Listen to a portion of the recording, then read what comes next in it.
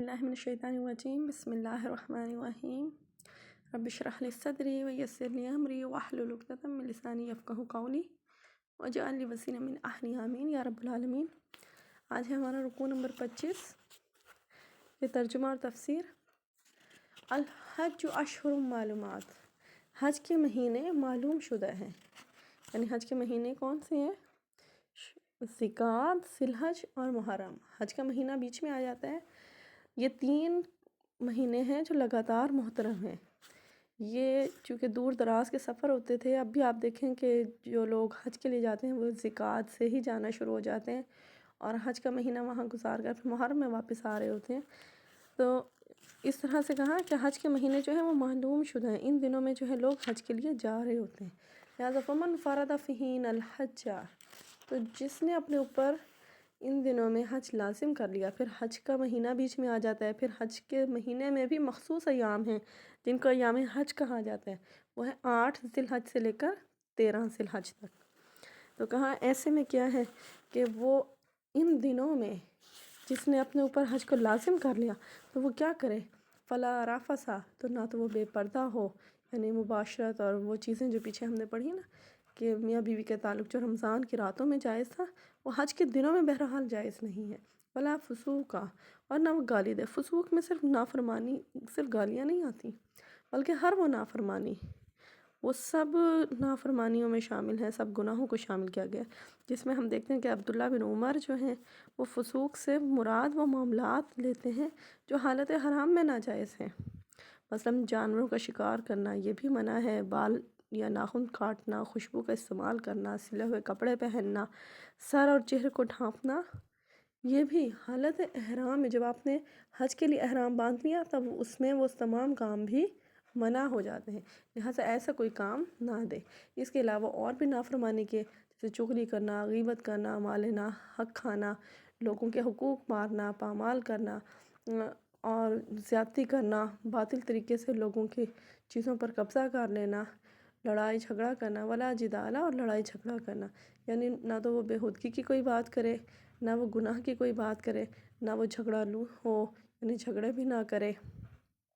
ٹھیک ہے۔ اس میں لڑائی جھگڑا ہے یا اس طرح کی سخت قسم کی بیان بازی ہے، وہ سب جو لڑائی جھگڑے کا باعث بنتی ہیں، یہ سب جو ہے فی الحج، حج کے دنوں میں نہ کرے، ٹھیک ہے۔ جس نے اپنے اوپر حج لازم کر لیا وہ سب سے پہلے حج کرنے سے پہلے کم از کم ان برائیوں سے تو بچے کہ فلا رفث ولا فسوق ولا جدال فی الحج، کہ وہ حج میں نہ تو بیہودہ بات کرے، نہ گالی گلوچ کرے، نہ لڑائی جھگڑا کرے۔ وما تفعلوا من خیر، اور جو نیکی بھی تم کرو گے یعلمہ اللہ، اللہ تعالیٰ اس کو جانتا ہے، یعنی نیکی کرو اللہ کے لیے، اپنے آپ کو خالص کر دو عبادات کے لیے۔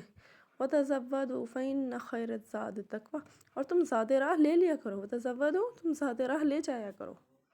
یعنی دنیاوی مال و اسباب، وہ چیزیں جو تمہیں حج کے ایام میں ضروری ہوں یا ضرورت پڑے جن چیزوں کی، جیسے کھانے پینے کے لیے کچھ برتن ہیں، کچھ راشن ہے، یا اپنے وہاں پر اگر آپ کا جتنے دن قیام ہیں اس کے لیے آپ کا لب و لباس ہونا چاہیے، آپ کو وہاں جن چیزوں کی ضرورت ہو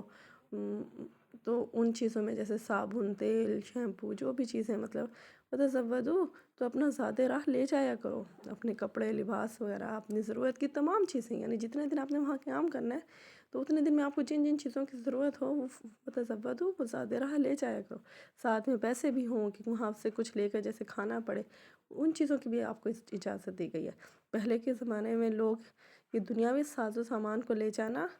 اپنے لیے ایسا سمجھتے تھے کہ یہ تو دنیا کی غرض ہے، گویا ہم دنیا کی غرض کے لیے تو نہیں جا رہے، ہم تو اللہ کی رضا کے لیے جا رہے ہیں، لہٰذا وہ اللہ پر توکل کر کے نکل پڑتے۔ لیکن انسانی جسم کو تو بہت ساری چیزوں کی ضرورت ہوتی ہے، جس میں کھانا پینا، جس میں لباس، تو ایسے میں جب وہ ضروریات ان کو پیش آتی وہ تو فطری بات ہے، تو وہ کیا کرتے پھر وہ مانگنا شروع کر دیتے۔ لہٰذا وہ حج کے جس اہم کام کے لیے آپ جا رہے ہو یہ اس کی توہین ہے کہ آپ جہاں اللہ کی رضا کے لیے رہے ہو، جہاں عبادات کے لیے رہے ہو، مانگ دنیا کے لوگوں سے رہے ہو، اللہ سے تو نہیں مانگ رہے پھر۔ لہٰذا اللہ کے اوپر توکل کرو، بھروسہ رکھو اور اپنی ضرورت کی چیزیں لے جایا کرو، اس میں کوئی بھی تمہارے اوپر جو ہے اعتراض کی بات نہیں ہے، اس سے تمہاری نیکیوں میں کوئی بھی فرق نہیں آنے والا، کوئی حرف نہیں آنے والا۔ فإن خیر الزاد التقویٰ، اور بہترین زاد راہ تو یہ ہے کہ تم تقویٰ اختیار کرو، پرہیزگاری کرو، تمام راستے میں اللہ کی نافرمانی سے ڈرو، اللہ کے اوپر تقویٰ اختیار کرو، اللہ کے ہاں جھک جاؤ، اللہ کے آگے سر بسجود ہو جاؤ، واتقونی، اور تم مجھ سے ہی ڈرو، اللہ تعالیٰ فرماتے ہیں اور تم مجھ سے ہی ڈرو، یا اولی الالباب، اے عقل والو۔ بتوں سے، کسی اور چیز سے، کچھ ہستیوں سے، ان سے ڈرنے کی ضرورت نہیں ہے، تم صرف اللہ سے ڈرو۔ بہترین زاد راہ تقویٰ ہے، اور تقویٰ ہی ہر عبادت کی جان ہے۔ ہر عبادت کی بنیاد اگر ہے، کوئی جڑ ہے، تو وہ صرف تقویٰ ہے۔ کہا کہ اے عقل والو، ہوش سے کام لو، تقویٰ اختیار کرو، اللہ کی نافرمانی سے بچو، گناہوں سے بچو، ایک دوسرے کے حقوق پامال کرنے سے بچو۔ ظاہری بات ہے رش زیادہ ہے، بہت سارے لوگ آپس میں ٹکرا رہے ہوتے ہیں، ایک دوسرے کے کپڑوں پر، ان کے احرام پر، ان کی چیزوں پر ایک دوسرے کے پاؤں پڑ جاتے ہیں، لہٰذا ایسے میں صبر اور ضبط کا مظاہرہ کرو، جھگڑا نہیں شروع کر دو، تقویٰ اختیار کرو، خوف خدا اختیار کرو، تم اللہ کی رضا کے لیے نکلے ہو، اللہ کو راضی کرنے میں لگو، نافرمانیوں سے بچو، اور اللہ سے بچو اے عقل والو۔ لیس علیکم جناح، اور تم پر کوئی گناہ بھی نہیں ہے، ان تبتغوا فضلا من ربکم، کہ تم اللہ کا فضل اختیار کرو۔ اگر تمہارے پاس بہت وافر مقدار میں مال ہے اور تمہارا سفر حج آرام اور پرسکون انداز میں گزر سکتا ہے، تعیشات سے بالاتر ہو کر، تعیشات پر نہیں جانا، اپنے ضروریات کی حد تک رہنا ہے، تو کہا کہ اگر وہ پورا ہو سکتا ہے تو پھر تو ٹھیک ہے، لیکن اگر تمہارے پاس اتنا مال و اسباب نہیں ہے تو تم کیا کرو، وہاں جا اپنا سامان لے جاؤ، وہاں جا کر خرید و فروخت کرو، تجارت کرو، اللہ تعالیٰ تمہیں اپنے فضل سے غنی کر دے گا، اس منافع سے تمہارا جو وہاں کے گزر اوقات ہیں وہ پورے ہو جائیں گے، لہٰذا اللہ تعالیٰ تم فرماتے ہیں کہ تمہارے پر کوئی گناہ نہیں، اگر تم وہاں پر اپنے رب کا فضل تلاش کرو، یعنی رزق کے لیے تجارت کر لو۔ فَإِذَا أَفَضْتُمْ، اور پھر جب تم لوٹو یعنی پلٹو، واپس آؤ، من عرفات، عرفات سے، تو پھر کیا کرو، فَاذْكُرُوا اللَّهَ، تو تم اللہ کا ذکر کرو، عند المشعر الحرام، مشعر حرام یعنی مزدلفہ کو کہا جاتا ہے، مشعر کہا جاتا ہے، شعار سے ہیں، یہ پہاڑیاں ہیں، حرام مطلب محترم، کہ محترم پہاڑی ہے، یہ مزدلفہ کی جگہ پر مقام پر واقع ہے، لہٰذا یہاں پر جو ہے تم رکو، وَاذْكُرُوا، اور تم اللہ کو یاد کرو، کہ جب لوٹو تو مشعر حرام کے نزدیک، یعنی ایسے ہوتا ہے کہ 8 ذی الحج کو لوگ مینا جاتے ہیں، 9 ذی الحج کو لوگ عرفات جاتے ہیں، حج کا وہاں خطبہ سنتے ہیں، پھر مغرب کی اذان جیسے ہی ہوتی ہے تو عرفات چھوڑ دیتے ہیں، اور پھر رات جو ہے مزدلفہ میں کھلے آسمان کے نیچے بسر کرتے ہیں، تو کہا کہ ایسے میں مزدلفہ جاؤ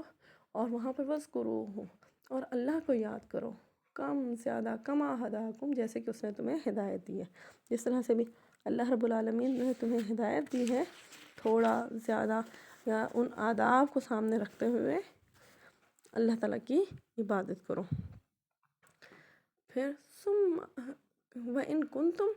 اور بے شک کہ تم تھے، من قبل ہی، اس سے پہلے، لمن الضالین، ناواقف تھے، ضالین کا ایک مطلب گمراہ تھے، جاہل تھے، لا علم تھے، یعنی تمہیں اس سے پہلے ہدایت نہیں تھی، تمہیں شعور نہیں تھا، تمہیں نہیں پتہ تھا مناسک حج کے بارے میں کہ کہاں کیا کرنا ہے اور کیا نہیں کرنا، لہٰذا اللہ تعالیٰ نے تمہیں ہدایت دی ہے، لہٰذا جیسے تمہیں اللہ نے ہدایت دی تم اس کے مطابق اللہ کو یاد کرو، اللہ کا ذکر کرو، اس کا شکر ادا کرو، اپنے عبادات کو خالص کر لو اللہ کے لیے، اور اس بات کا یقین رکھو کہ اس سے پہلے تم بالکل ناواقف تھے، یہ اللہ ہی کا احسان ہے تمہارے اوپر کہ اس نے تم کو ہدایت دی ہے، لہٰذا تم اسی طرح جس طرح اس نے تمہیں ہدایت دی ہے تم اللہ کا ذکر کرو، فَاذْكُرُوا اللَّهَ، تم اللہ کا ذکر کرو، عند المشعر الحرام، مشعر حرام کے پاس، اور اسی طرح یاد کرو جیسے اس نے تمہیں ہدایت دی، اور اس سے پہلے کہ تم گمراہ تھے، حقیقتاً ہم سب گمراہ تھے سوائے اس کے جس کو اللہ نے جتنی چاہی ہدایت بخش دی۔ ثم افیضوا، اور پھر تم لوٹو، من حیث افاض الناس، جہاں سے کہ لوگ پلٹتے ہیں، واستغفروا اللہ، اور مغفرت طلب کرو، جہاں سے لوگ واپس آتے ہیں،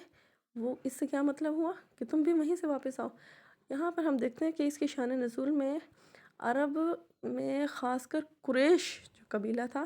ان کو وہ اپنے آپ کو چونکہ تھوڑا سا ممتاز سمجھتے تھے، بیت اللہ کے مجاور تھے، وہ کہتے تھے کہ عرفات میں تمام عام لوگ جائیں گے، مینا سے پھر مزدلفہ آتا ہے، پھر عرفات آتا ہے، یعنی پہلے آپ نے عرفات تک جانا ہے، پھر اس کے بعد واپس مزدلفہ میں آنا ہے، پھر مزدلفہ سے پھر واپس مینا آنا ہے۔ تو وہ کہتے تھے کہ ہم جا رہے ہیں تو عرفات میں تو عام غریب غربا اور دوسرے جو لوگ ہیں نا، غریب غربا نہ بھی ہیں تو جو ممتاز نہیں ہیں، جو دوسرے لوگ ہیں وہ جائیں گے۔ ہم چونکہ بیت اللہ کے متولی ہیں لہٰذا ہم عرفات تک نہیں جائیں گے، ہم مینا سے صرف مزدلفہ تک جائیں گے اور مزدلفہ سے ہی واپس پلٹیں گے۔ لہٰذا وہ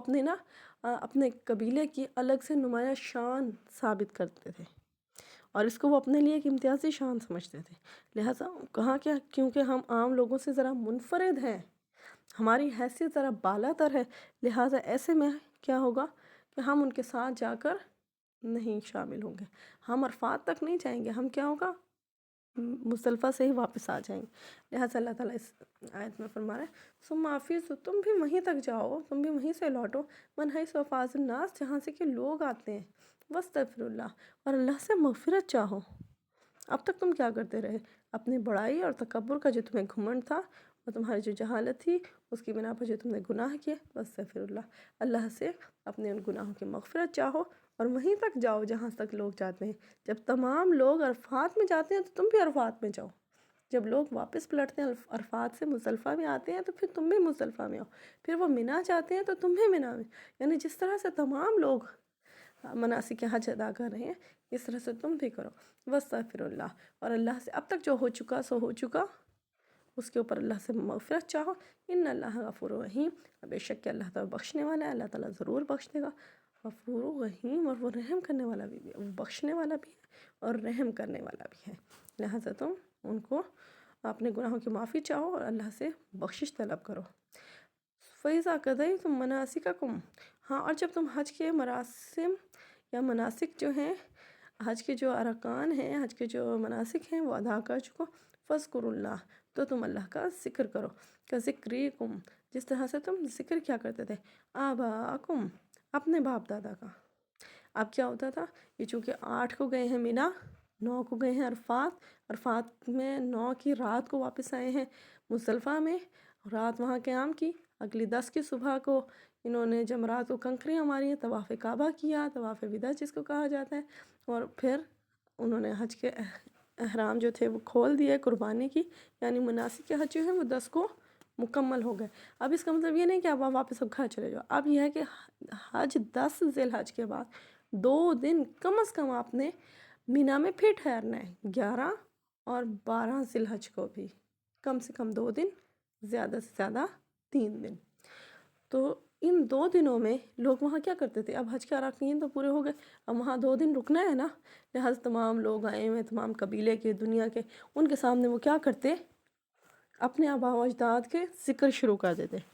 کہ ہمارے آباء و اجداد کے یہ کارنامے تھے، یہ انہوں نے کارنامے سر انجام دیے، یہ ان کی فتوحات تھی، یہ ان کی فصاحت و بلاغت تھی، یعنی اپنے آباء و اجداد کی، اپنے قبیلوں کے بہادری کے، ان کے کارنامے شجاعت کے جو ہے وہ بیان کرنا شروع کر دیتے۔ تو وہاں پر کہا کہ اب تم نے کیا کرنا ہے، فَإِذَا قَضَيْتُم، جب تم فارغ ہو چکو مناسککم، اپنے حج کے مراسم سے، حج کے ارکان سے، فَاذْكُرُوا اللَّهَ، اب 2 دن وہاں رکنا تو ہے نا، فَاذْكُرُوا اللَّهَ، تو وہاں پر کیا کرو، اللہ کو یاد کرو، كَذِكْرِكُمْ، جیسے کہ تمہاری یاد ہوتی تھی، جیسے کہ تم ذکر کیا کرتے تھے، آباءکم، اپنے آباء و اجداد کا، اور اشد ذکر، بلکہ اس سے بھی زیادہ شدت کے ساتھ تم اللہ کا ذکر کرو، فَمِنَ النَّاسِ، اب وہاں پر کیا ہوتا تھا، دعا کرتے تھے، لہٰذا وہاں اپنے آباء و اجداد کے کارنامے بیان کرنے کے بعد جو ہے لوگ وہاں پر دعا بھی کرتے تھے، اور دعا میں کیا ہوتا تھا کہ زمانے جاہلیت کی ساری دعائیں تھیں جن میں صرف یہ ہوتا تھا کہ ہمیں یہ راحت دے دے، ہمیں یہ عزت دے دے، ہمیں یہ فتح دے دے، ہمیں یہ دولت دے دے، ہمیں یہ دنیاوی غرض حاجات ہوتی تھی، ساری دنیاوی کی دنیاوی حاجات ہوتی تھی۔ تو کہا کہ فَمِنَ النَّاسِ مَن يَقُولُ، اور وہاں پر کیا ہوتا ہے کہ لوگوں میں سے جب وہاں پر وہ اللہ کا ذکر کر رہا ہوتا ہے تو اس میں سے کوئی ہوتا ہے ایسا کہ وہاں پر وہ کہتا ہے کہ ربنا آتینا فی الدنیا، کہ اے میرے رب ہمیں دنیا عطا فرما دے۔ تو ایسے میں کیا ہوا کہ اے ربنا، اے ہمارے رب، آتینا، ہمیں دے دے، فی الدنیا، دنیا میں سے، کہ دنیا کی جاہ و مرتبہ دے دے، دنیا کے شاہ و مرتبہ، شاہ و حشم دے دے، اور دنیا کی وجاہت دے دے، دنیا کی شان و شوکت دے دے، دنیا کے جو ہے سارا مال و زر اور اسباب دے دے، بلندیاں دے دے، وما لہ من وما لہو فی الآخرۃ من خلاق، تو ایسے کے لیے آخرت میں کوئی حصہ نہیں۔ آپ آج بھی دیکھیں بہت سارے لوگ جا کے دنیا میں یہی کہتے ہیں، یا اللہ میرا کاروبار چل نکلے، یا اللہ میرے دشمنوں کو غارت کر دے۔ اکثر وہاں پر آپ دیکھیں نا، وہ بہویں جن کے گھروں میں جھگڑے چل رہے ہوتے ہیں نا، وہاں یہی کہتے ہیں، ساسیں بہوؤں کے لیے، بہویں ساسوں کے لیے، یا اللہ انہوں برباد کر دے، یا اللہ انہوں اے کر دے او کر دے۔ ایسے نہیں کرنا، صرف دنیا نہیں مانگنی، یا پھر یہ کہ یا اللہ مجھے اچھی نوکری عطا فرما، یا اللہ اچھی گاڑی مل جائے، یا اللہ۔ آج بھی آپ دیکھیں جن لوگوں کو تھوڑا سا شعور نہیں ہے نا، یا دنیا کی طرف ان کی رغبت زیادہ ہے، وہ آج بھی وہاں جا کر دنیا ہی مانگتے ہیں۔ تو ان لوگوں کے لیے کہا کہ ربنا آتینا فی الدنیا، جو کہتے ہیں نا کہ ہمارے رب ہمیں دنیا کی بھلائیاں دے دے، وما لہ فی الآخرۃ من خلاق، تو ایسے لوگوں کا آخرت میں پھر کچھ حصہ نہیں ہوگا۔ دنیا میں تو وہاں پر حج کے دن میں آپ جو دعا مانگیں گے اللہ تعالیٰ قبول فرمائے گا، وہاں پر وہ دن اللہ نے رکھے قبولیت کے لیے۔ حج ادا کر چکنے کے بعد اگر کسی شخص کا حج قبول ہو جاتا ہے، اور اللہ کرے کہ وہاں جانے والے سب لوگوں کا حج اللہ تعالیٰ قبول فرمائے، تو اس کے بارے میں کہا ہے نبی کریم صلی اللہ علیہ وسلم نے فرمایا کہ وہ شخص ایسے ہو جاتا ہے جیسے کہ ابھی اس کو اس کی ماں نے جنا ہے، کہ اس کے نامہ اعمال میں کوئی گناہ نہیں ہوتا۔ آپ کی دعاؤں کی قبولیت کی راہ میں آپ کے گناہ تو حائل ہو رہے ہوتے ہیں، لہٰذا جب وہاں گناہ انسان کے سارے مٹ گئے اور حج قبول ہو گیا، لہٰذا وہاں پر آپ جو دعا بھی مانگیں گے وہ قبول ہو جائے گی۔ لہٰذا وہاں پر صرف دنیا نہ مانگیں، اپنے دشمنوں کو برباد ہو جانے کی، اپنے لیے جاہ و مرتبہ کی، اور اپنے لیے عزت اور شہرت کی بلندی کی، ٹھیک ہے یہ بھی مانگیں، لیکن صرف دنیا ہی نہ مانگیں۔ تو اگر آپ نے صرف دنیا مانگی، جیسے کہ وہ لوگ بھی صرف دنیا ہی مانگتے تھے، تو ایسے میں کیا ہوا کہ ایسے لوگوں کا آخرت میں کچھ حصہ نہیں۔ وَمِنْهُمْ مَن يَقُولُ، اور انہی میں سے کچھ تو ایسے ہیں نا جو صرف دنیا مانگ کر آ گئے، لیکن سب ایسے نہیں ہوتے۔ ان میں سے کچھ ایسے بھی ہوتے ہیں جو کہتے ہیں مَن يَقُولُ، جو کہتے ہیں ربنا آتینا، اے ہمارے رب ہمیں دے دے، فی الدنیا، دنیا کی بھی حسنہ، بھلائیاں، یعنی دنیا بھی صرف ہمیں ساری نہ دے دے، صرف وہ عطا فرما جو ہمارے لیے بہتر ہے۔ اگر جاہ و مرتبہ، شاہ و حشم اور عزت اور سرفرازی، دولت اور گاڑیاں اور یہ ساری چیزیں اور کامیاب تجارتیں، اگر یہ ہمارے لیے بہتر ہیں، حسنہ بہتر ہیں، تو ہمیں عطا فرما۔ وفی الآخرۃ حسنہ، اور آخرت کی بھی تمام کی تمام بھلائیاں ہم نے عطا فرما۔ وقنا عذاب النار، اور سب سے بڑی کامیابی تو یہ ہے کہ ہمیں آگ کے عذاب سے بچا لے۔ تو کہا کہ وہ، اب ہم دیکھتے ہیں کہ اس کے بعد نبی کریم صلی اللہ علیہ وسلم کا طریقہ کار یہ تھا کہ آپ طواف میں ربنا آتینا فی الدنیا حسنۃ وفی الآخرۃ حسنۃ وقنا عذاب النار، اس آیت کا ورد کیا کرتے تھے، یہ دعا مانگتے تھے کہ یا اللہ یہ بہترین دعا ہے جس میں آپ نے دنیا کی بھی تمام بھلائیاں مانگ لی اور آخرت کی بھی تمام بھلائیاں مانگ لی، اور آگ سے عذاب بھی، آگ کے عذاب سے پناہ بھی مانگ لی کہ یا اللہ ہمیں آگ کے عذاب سے بچا لے۔ اولئک لہم نصیب مما کسبوا، اور یہی وہ لوگ ہیں جن کے لیے اس میں سے حصہ ہے جو انہوں نے کمایا، یعنی دنیا بھی اللہ نے ان کو عطا فرمائی اور آخرت بھی ان کو عطا فرمائی، ٹھیک ہے۔ ان کی دعاؤں کے صلے میں اللہ تعالیٰ ان کی دنیا بھی سنوار دے گا اور ان کی آخرت بھی سنوار دے گا۔ اللہ سریع الحساب، اور اللہ تعالیٰ تو بہت جلد حساب لینے والا ہے، بہت جلد، اس کو تو حساب چکانے میں ذرا دیر نہیں کرتے۔ وَاذْكُرُوا اللَّهَ، اور اللہ کو یاد کرتے رہو، فی ایام معدودات، گنتی کے تو چند روز ہیں یہ، ان گنتی کے دنوں میں اللہ کو یاد کرو۔ زیادہ سے زیادہ کتنے ہیں؟ 8، 9، 10 اور 11 اور 12، یعنی یہ جن کو ایام تشریق کہا جاتا ہے، جو 8 سے شروع ہوتے ہیں اور 12 تک جاتے ہیں۔ کہا 8 سے لے کر شروع ہوئے، زیادہ سے زیادہ یہ ہیں ایام معدودہ، یا یہ کہ 8، 9، 10 میں اگر آپ کی اور مصروفیت بھی تھیں، اتنی زیادہ دعائیں اذکار نہیں بھی کر سکے، تو 11 اور 12 کا تو آپ فری ہیں۔ وہاں پر جہاں پر آپ اپنے آباء و اجداد کا ذکر کرتے تھے، وہاں پر آپ کثرت سے آپ اللہ کا ذکر کریں۔ یہ 2 دن پتہ نہیں زندگی میں دوبارہ آئے نہ آئے، دوبارہ زندگی میں کبھی ملے نہ ملے، لہٰذا اپنے لیے، اپنے تمام لوگوں کے لیے، رشتہ داروں کے لیے، دوست احباب کے لیے کثرت سے ان میں دعائیں کریں، اللہ کا ذکر کریں۔ وَاذْكُرُوا اللَّهَ فِي أَيَّامٍ مَّعْدُودَاتٍ، ان گنتی کے چند روز میں اللہ کو کثرت سے یاد کرو، ٹھیک ہے، اللہ کو یاد کرو۔ فَمَن تَعَجَّلَ، اب ان میں یاد کرو، فَمَن تَعَجَّلَ فِي يَوْمَيْنِ، پس جس نے عجلت کی اور چلا گیا 2 ہی دن میں، یعنی 10 تک تو آپ کے مناسک حج تھے، 11 اور 12 2 دن، اب کوئی اگر ان 2 دنوں میں 12 کو پلٹ آیا، فلا اسم علیہ، تو اس کے اوپر کوئی گناہ نہیں ہے، یعنی حج کے بعد وہاں پر وہ 10 کے بعد 11 اور 12 وہاں پر رکا، اور 12 کی شام کو مغرب کی اذان ہونے سے پہلے پہلے اگر وہ مینا چھوڑ دیتا ہے تو اس کے اوپر کوئی گناہ نہیں، لیکن اگر مغرب کی اذان آپ کو وہیں ہو جاتی ہے تو آپ کو وہاں 13 بھی رکنا پڑے گا۔ اور کہا کہ جس نے جلدی کی اور کنکریاں ماری جمرات کو اور اس کے بعد وہ پلٹ آیا مغرب کی اذان ہونے سے پہلے تو اس کے اوپر کوئی گناہ نہیں۔ ومن تاخر، اور جس نے تاخیر کی یعنی وہ ایک دن اور وہاں رک گیا یعنی 13 بھی اس نے وہیں کی تو فلا اسم علیہ، تو اس کے اوپر بھی کوئی گناہ نہیں۔ اور ہم دیکھتے ہیں کہ نبی کریم صلی اللہ علیہ وسلم کا جو طریقہ تھا، آپ 13 بھی وہیں رکے تھے۔ اللہ نے اجازت دے دی ہے کہ 12 کو بھی آپ پلٹ سکتے ہیں اور 13 کو بھی۔ 12 کو جو پلٹا ہے اس پر بھی کوئی گناہ نہیں اور 13 کو جو پلٹا ہے اس پر بھی کوئی گناہ نہیں، لیکن سنت یہ ہے کہ رسول اللہ صلی اللہ علیہ وسلم 13 کو پلٹے تھے۔ لہٰذا ایسے میں کیا ہوا کہ جو 13 کو پلٹے تو اس پر بھی کوئی گناہ، تیسرے دن وہاں رکے تو اس پر بھی کوئی گناہ نہیں ہے۔ لمن اتقا، اصل یہ ہے کہ اللہ سے ڈرتے رہو، اس کے لیے جو تقوی اختیار کرتا ہے۔ واتقوا اللہ، اور اللہ سے ڈرتے رہو۔ وَاعْلَمُوا، اور جان لو، انکم الیہ تحشرون، کہ تم سب کے سب اللہ کے ہاں جمع ہونے والے ہو، اللہ کے پاس جمع کیے جاؤ گے اسی کی طرف۔ لہٰذا اب یہ نہیں کہ ادھر سے حج کے مناسک سے فارغ ہوئے، اب جو سابقہ گناہ تھے وہ بخشوا لیے، اب پھر سے شیطان کے نقش قدم کی پیروی کرتے چلے جاؤ۔ نہیں، ایسا نہ ہو کہ شیطان تمہارے دل میں، ہمارے ہاں ایسا ہوتا ہے بہت سے لوگ حج کر کے آتے ہیں خواہ ہمیں اپنے نام کے ساتھ حاجی،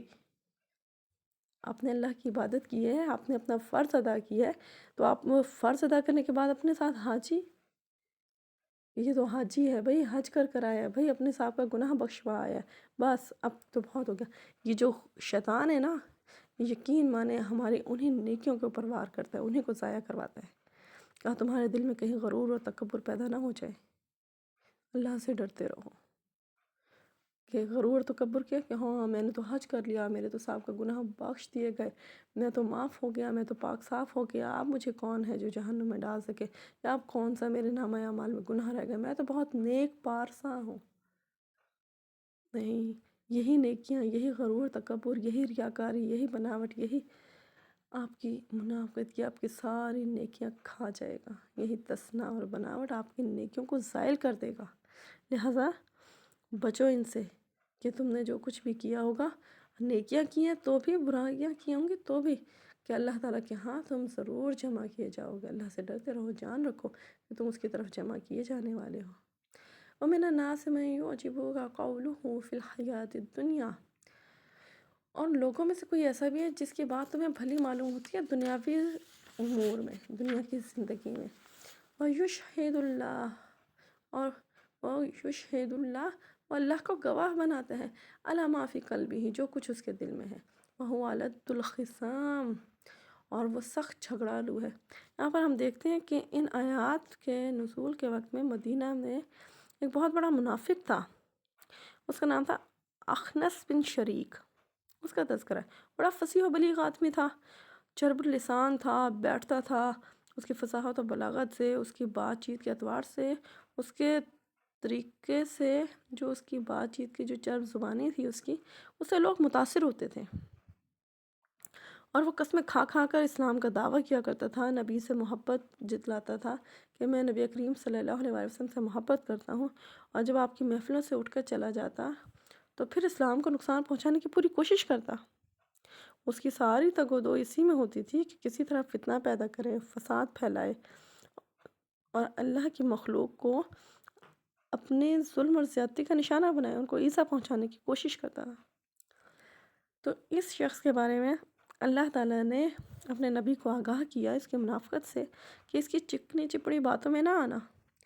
کہ دنیا کا کوئی شخص تو لوگوں میں سے ایسا ہے، وَمِنَ النَّاسِ، لوگوں میں سے مَن يُعْجِبُكَ قَوْلُهُ، کہ تمہیں اس کی بات بھلی معلوم ہوتی ہے، وہ محبت کی قسمیں کھاتا ہے، وہ اللہ کو بار بار گواہ بناتا ہے، اللہ کی قسم کھا رہا ہوتا ہے، محبت کے دعوے کر رہا ہوتا ہے، فی الحیات دنیا، دنیا کے حیات کی زندگی میں تمہیں بڑی بھلی معلوم ہوتی ہے، اور وہ اس کے اوپر جو کچھ اس کے دل میں ہے وہ اس کے اوپر اللہ کو گواہ بنا رہا ہوتا ہے۔ وَهُوَ لَدُّ الْخِصَامِ، حالانکہ وہ سخت جھگڑالو ہے، وہ جو باتیں کر رہا ہوتا ہے اس پر بڑی اللہ کی قسمیں آج بھی آپ دیکھیں بہت سارے لوگ جن کی باتوں کے اوپر کوئی یقین نہیں کر رہا ہوتا نا، وہ بار بار اللہ کی قسم کھا کھا کر یقین دلانے کی کوشش کرتے ہیں، اور لوگ ان کی باتوں سے متاثر ہونا شروع ہو جاتے ہیں۔ تو کہا کہ وہ حقیقتاً سخت جھگڑالو ہے۔ وَإِذَا تَوَلَّى، اور جب وہ وہاں سے لوٹتا ہے، وہاں سے اس محفل سے اٹھ کر جاتا ہے، سَعَىٰ فِي الْأَرْضِ، تو وہ زمین میں کوشش کرتا پھرتا ہے، لِيُفْسِدَ فِيهَا، کہ وہ فساد برپا کرے، وَيُهْلِكَ الْحَرْثَ وَالنَّسْلَ، اور تباہ کر دے کھیتی کو اور نسل انسانی کو۔ ساری اس کی کوشش ہوتی ہے اسی لیے، وَاللَّهُ لَا يُحِبُّ الْفَسَاد، اور اللہ تعالیٰ فساد کرنے والے کو پسند نہیں کرتا۔ اللہ تو فساد کو ہی ناپسند نہیں پسند کرتا ہے، تو یہ کیسے ہو سکتا ہے کہ فسادی کو اللہ پسند کرنے لگے؟ نہیں۔ وَإِذَا قِيلَ لَهُ اتَّقِ اللَّهَ، اور جب اس کو کہا جاتا ہے کہ اللہ سے ڈرو، أَخَذَتْهُ الْعِزَّةُ، تو اس کی جو عزت ہے نا، بالاسم، تو اس کو گناہ پر جما دیتی ہے، فَحَسْبُهُ جَهَنَّمُ، تو اس کا ٹھکانہ کیا ہے؟ جہنم ہے۔ تو اس کو جب کہا جاتا ہے نا کہ خدا کو تم گواہ بناتے ہو، اللہ کی قسم کھاتے ہو، اللہ سے ڈرو، تم یہ کیا کر رہے ہو؟ ایسا چھوڑ دو یہ سب کچھ، تو پھر اس کا جو فخر اور غرور اور اس کا جو جاہ و مرتبہ ہے، اس کی عزت کا جو غرور ہے، جو معاشرے میں ہم نے اس کو عزت دی ہے، اس کا غرور کہ یہ میں نے اپنی کاوشوں سے حاصل کیا، اس کا غرور جو ہے نا، وہ اس کو گناہ پر جما دیتے، کہتے ہیں نہیں میں تو ٹھیک ہوں۔ آج بھی آپ دیکھیں بہت سارے لوگ ایسے کہ جب ان کو ان کی غلطیوں پر آگاہ کیا جائے تو پکڑ کے کہتے ہیں نہیں میں ٹھیک ہوں۔ یہ جو میں ٹھیک ہوں نا، یہ انسان کے بگاڑ کی سب سے بڑی وجہ ہوتی ہے۔ کہا فَحَسْبُهُ جَهَنَّمُ، تو ایسے لوگوں کا ٹھکانہ جو ہے جہنم ہے، وَلَبِئْسَ الْمِہَادُ، اور وہ بہت ہی برا ٹھکانہ ہے۔ اللہ تعالیٰ رہنے کو ایسا برا ٹھکانہ کسی کو عطا نہ فرمائے۔ اللہ تعالیٰ ہم سب کو اس سے بچائے کہ یہ تو حقیقتاً لوٹ کر جانے کے لیے بہت برا ٹھکانہ ہے۔ اللہ تعالیٰ رحم فرمائے۔ وَمِنَ النَّاسِ مَن يَشْرِي، اور لوگوں میں سے کوئی ایسا بھی ہے جو بیچ ڈالتا ہے نفسہ، اپنے نفس کو، نفسہ ابتغاء، کہ وہ حاصل کرنا چاہتا ہے مرضات اللہ، اللہ کی رضا، واللہ رؤوف بالعباد، اللہ اپنے ایسے بندوں پر بڑا مہربان ہے۔ یہاں پر ہم دیکھتے ہیں کہ ایک شخص وہ تھا نا جس نے اخنس بن شریک، جس منافق کا ہم نے ذکر کیا کہ وہ جاہ و مرتبہ رکھتا تھا، لوگوں میں اس کے سے تھی، تھوڑا سا اس کی ویلیو تھی، اس کو وہ کیش کراتا تھا، اللہ کے رسول سے محبت کے دعوے کرتا تھا اور چرب زبانی سے لوگوں کو اپنی طرف مائل کرنے کی کوشش کرتا تھا۔ دوسری طرف یعنی اپنے زبان سے وہ اپنے ایمان کا دعوے دار تھا کہ دیکھو میں تمہارے ساتھ ہوں، حقیقتاً اس کا کام کیا تھا؟ فساد پھیلانا۔ جبکہ بہت سے لوگ ایسے بھی ہیں جو خاموشی سے تجارت کرتے ہیں اور اپنے نفس کو بیچ دیتے ہیں، من یشری،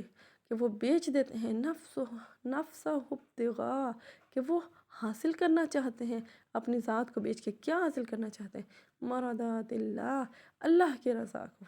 اللہ کی رضا کے لیے اپنے آپ کو بیچ دیتے ہیں۔ اس میں ہم دیکھتے ہیں کہ ایک طرف منافق کا ذکر آیا نا پہلی آیت میں، دوسری طرف فداکاروں کا ذکر ہے۔ ان کے پس پشت میں ہم دیکھتے ہیں حضرت صہیب رومی کا ایک واقعہ آتا ہے کہ وہ جب مدینہ کی طرف ہجرت کے لیے نکلے، اپنے اونٹ پر سوار تھے، تو مشرکین مکہ نے، یعنی کفار کی ایک جماعت نے ان کا تعاقب کیا اور ان کو روک لیا، ان کو گھیر لیا۔ انہوں نے کہا دیکھو جب تک میرے ترکش میں تیر ہے نا، تو تم میں سے کوئی ایک تیر بھی ہے نا، تو تم میں سے کوئی مجھ تک نہیں پہنچ سکتا، لہٰذا تم جانتے ہو کہ میں بڑا تیر انداز ہوں، اور میں اللہ کی قسم کھا کر کہتا ہوں کہ میرے ترکش میں ایک تیر بھی جب تک باقی ہے تم میرے قریب نہیں آ سکو گے، اور تیروں کے بعد میں تلوار سے تمہارا مقابلہ کروں گا اور آخری دم تک لڑتا رہوں گا۔ ہاں اگر ایک سودا کر لیتے ہیں کہ تمہارے غرض جو ہے وہ میرے مال سے ہے، تو میں اپنے مال کا پتہ تمہیں بتا دیتا ہوں کہ وہ کہاں رکھا ہے،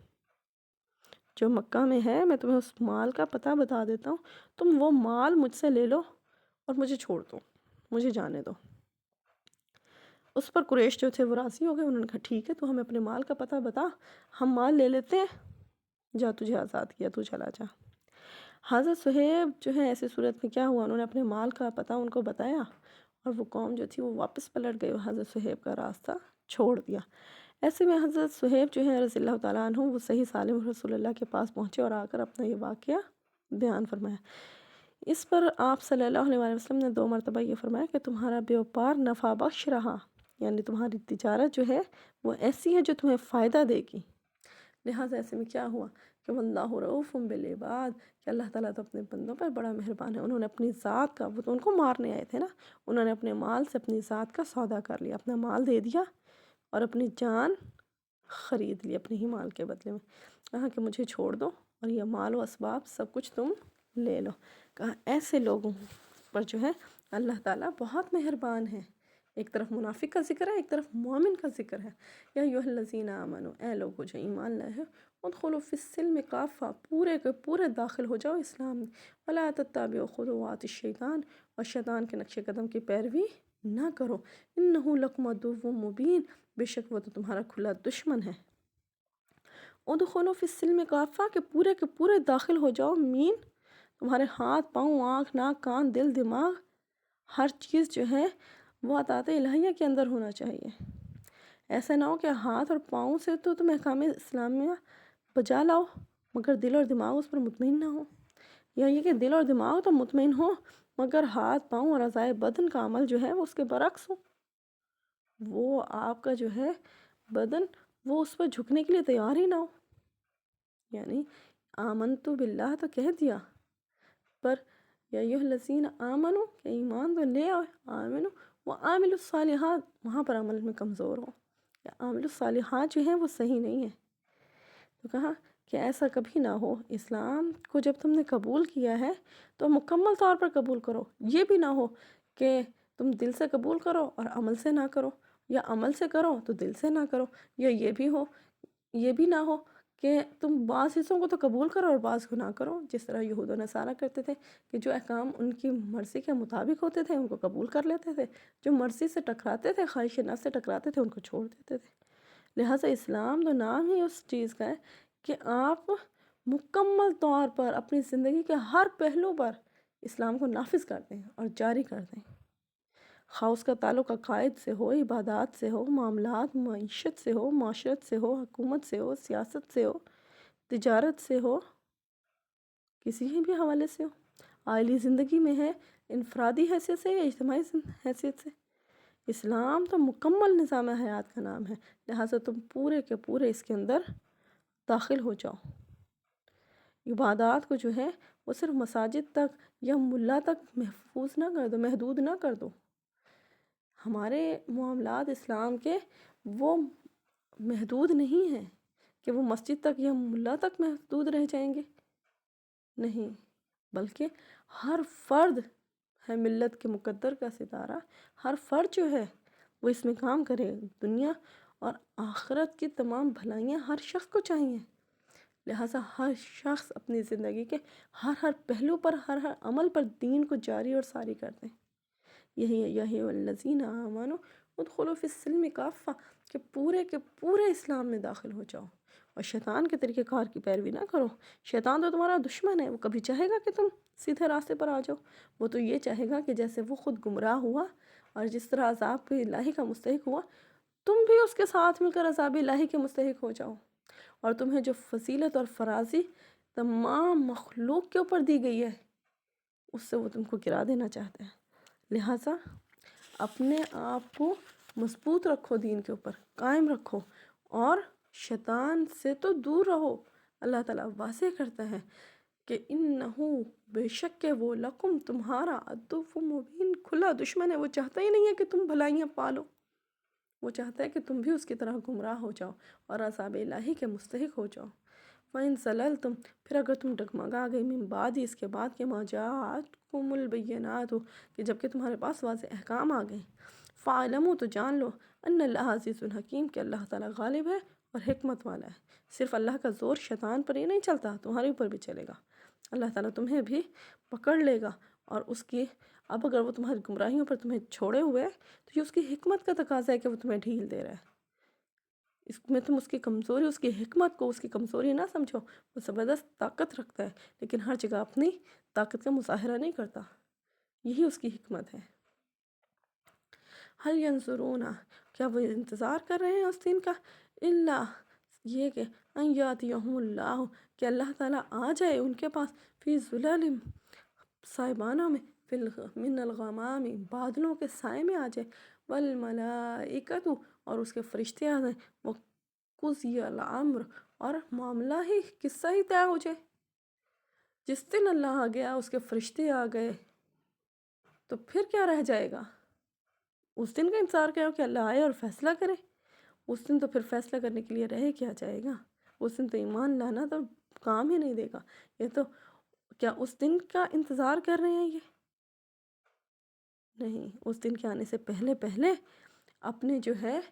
اعمال کو درست کر لو. آزمائش تو ہے ہی تب تک جب تک کہ اللہ کے فرشتے نہیں آ جاتے، اللہ خود نہیں آ جاتا بادلوں کے سائے میں. اور جس دن فرشتے آ گئے اور بادلوں کے سائے میں اللہ تعالیٰ خود تشریف لے آئے، وَإِلَى اللَّهِ تُرْجَعُ الْأُمُورُ، اس دن تو معاملہ ہے وہ قُضِيَ الْأَمْرُ، معاملہ ہی طے ہو جائے گا. وَإِلَى اللَّهِ تُرْجَعُ الْأُمُورُ، اور ہر حکم جو ہے وہ اللہ ہی کی طرف تو لوٹایا جانے والا ہے. کیا تم اس دن کا انتظار کر رہے ہو؟ اس دن جو ہے یہ مہلت تب تک ہے جب تک وہ تمہارے سامنے نہیں آتا. جب وہ حقیقت بے پردہ ہو جائے گی تو پھر آزمائش ختم ہو جائے گی. پھر تو صرف فیصلے کا دن آ جائے گا. آپ کا امتحان اس وقت تک ہی ہے جب تک آپ امتحان گاہ میں ہیں.